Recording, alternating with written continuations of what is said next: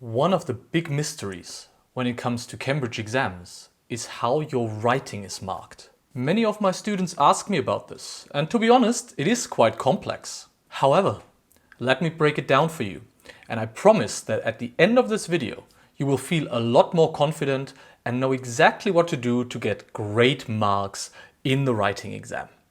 You're welcome.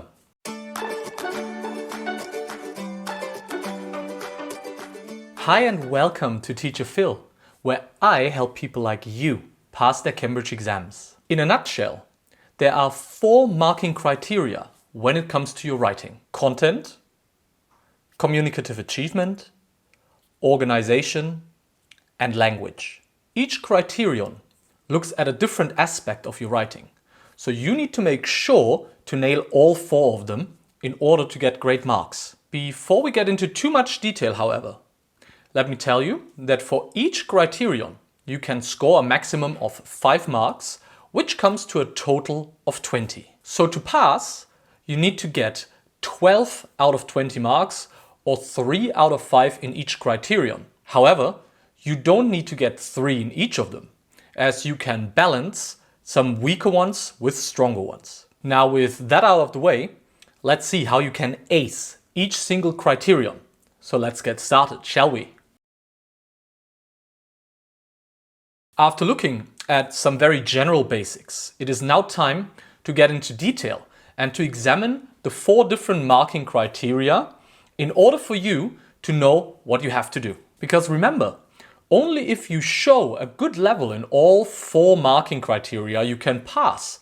And after all, that's what we're here to do. First of all, in order to understand how the writing exam works, we have to look at content. Here, the examiner checks if you've actually done what the task asks you to do. Which means, did you answer all the questions in the task, and is the reader fully informed? Because this sounds a little bit abstract, I think an example might help. This is what an essay writing task in C1 Advanced could look like. Luckily, in this one, the important points are already highlighted for you. And there are 4 things you have to cover in order to score high marks. You must answer the question in the box on the left.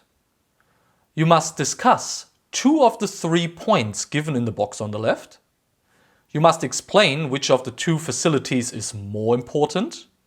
And you must support your arguments with reasons and examples. All of this might sound easy to do, but I often see that students forget about one or the other point and lose valuable marks on the content scale. In conclusion, always answer all the questions and focus on all the different content points in detail. Also give reasons and examples if you want to score the highest possible marks in the content section. Communicative achievement is a little bit more tricky than content because it is not so obvious what you need to do in order to get high marks. Communicative achievement includes all the things that are necessary to communicate your ideas in the right way. Did you choose the most appropriate register? Formal or informal? Does your text have the right structure and layout? Did you communicate your ideas clearly? Did you hold the reader's attention? Or is your text difficult to follow? For all of this, you need to analyze who is going to read your text, as the reader dictates many of the things mentioned earlier. Let's have a look at 2 more examples to show you exactly what I mean. In this C1 Advanced proposal task, you are asked to write to your town council in order to save a historic building from being demolished. The council includes local politicians and possibly even the mayor. Ask yourself what the right tone would be in a situation like this. Would you write an informal text as you would to a friend? Or would it be formal as if your boss or headmaster at school was about to read it? I guess it isn't too difficult for you to answer that question. Formal language is the way to go here. In the second example task, you need to write a review. In this case, the readers are the visitors of a website called Great Lives.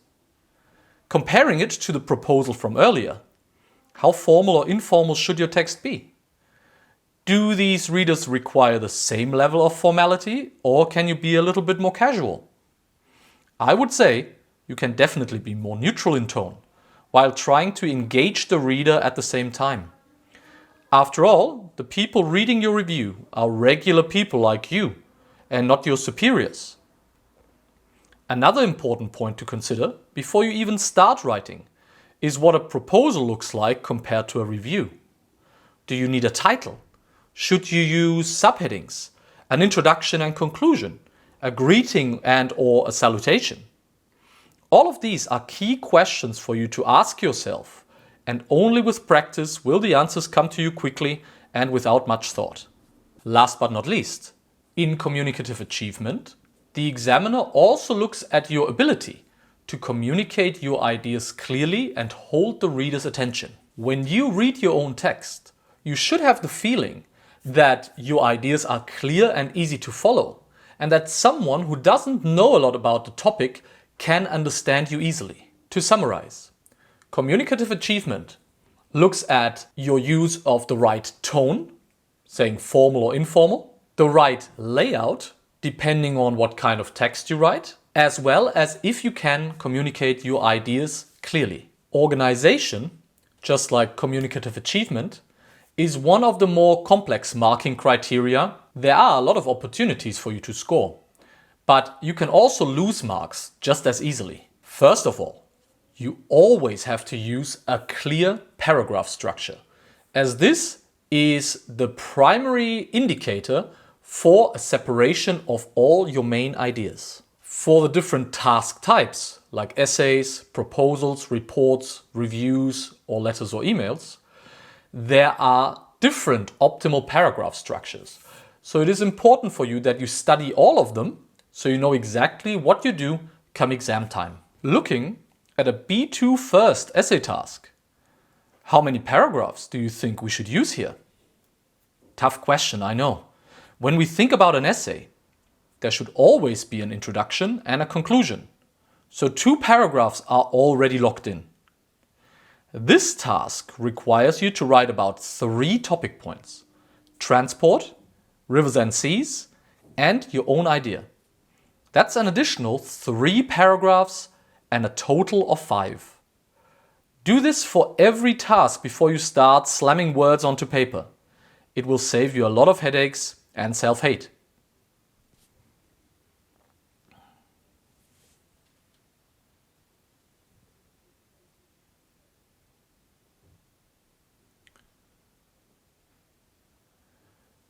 I often see writing practice tasks that at first glance look very well organized. There is a clear paragraph structure that separates the main ideas. So at the beginning, I'm very optimistic. However, once I start reading the text, I can sometimes see that the ideas are mixed up, or maybe not in a logical order. They are not well connected, neither within a paragraph nor across the different sections, and the whole writing is just a little bit of a mess. Especially at the beginning, when you start practicing your writing for a Cambridge exam, I really don't blame you, because after all, you might not know how to logically organize ideas in writing. But that's why you are here. So again, let's have a look at an example of how to do this in the best possible way. Apart from paragraphs, you also have to show that you can put your ideas in a logical order and present them in a cohesive unit. To achieve this, don't mix up your ideas throughout the different parts of your text, and you must include linking devices, which means linking expressions, relative clauses, conditionals, participle clauses, etc. in your writing. Once again, you need to study the different task types to learn about the most appropriate expressions and devices to use. But with experience, this becomes easier. Everything put together, the organization marking criterion looks at how well you can organize your text, which means, are you using a good paragraph structure to separate your main ideas? And also, can you connect them well using linking expressions and a variety of other cohesive devices? Last but not least, language is probably the most straightforward marking scale. It assesses your use of grammar and vocabulary, how wide your range is, and if your errors actually cause a problem for the communication of your ideas. If you show the ability to tailor your grammar and vocabulary to the task that you're writing about, then high marks will follow. As for the use of grammar, you have to show that you can challenge yourself a little bit and at least try to use grammatical structures that might be a little bit higher than your actual level. Even if you make some mistakes, you can still score higher marks this way. So in conclusion, always try to use a wide variety of vocabulary as well as some more complex grammatical structures if you want to score high marks on the language marking scale.